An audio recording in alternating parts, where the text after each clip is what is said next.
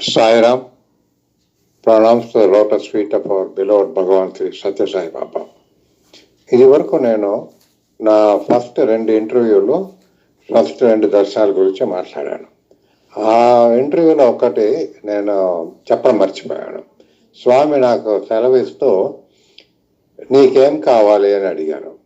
నేను అన్నాను, స్వామి మీ మీద భక్తి శ్రద్ధలు ఎప్పుడు నాకు ఉండాలని చెప్పాను.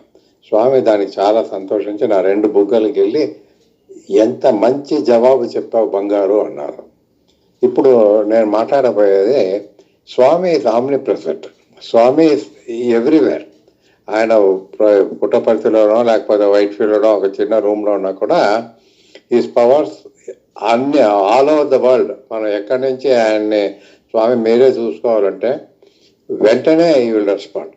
నాకు యుఎస్కి వెళ్ళినప్పుడు చిన్న అనుభవం జరిగింది, అది మీతో చెప్దాం అనుకుంటున్నాను. మా 2వ అబ్బాయి న్యూ జెర్సీలో ఉండేవాడు. నేను నా భార్య రోజు ప్రొద్దున వాక్ వెళ్ళేవాళ్ళం. మీ అందరికీ తెలిసే ఉంటుంది, యుఎస్లో ఎవరైనా ఎదురు వస్తే వాళ్ళు వెంటనే good morning how are you అన్న సహజం అక్కడ. అలాగా ఒకరోజు నేను నా భార్య వెళ్తున్నప్పుడు ఏదేదో మాట్లాడుకుంటూ వెళ్ళేవాళ్ళం.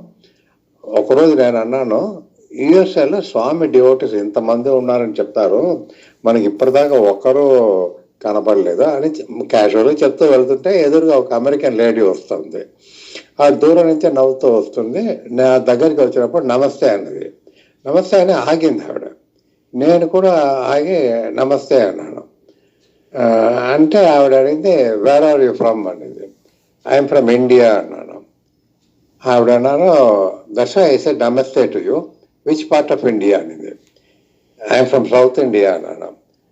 ఆవిడ అనింది, do you know why I asked you, my daughter lives in Puttaparthi అంది.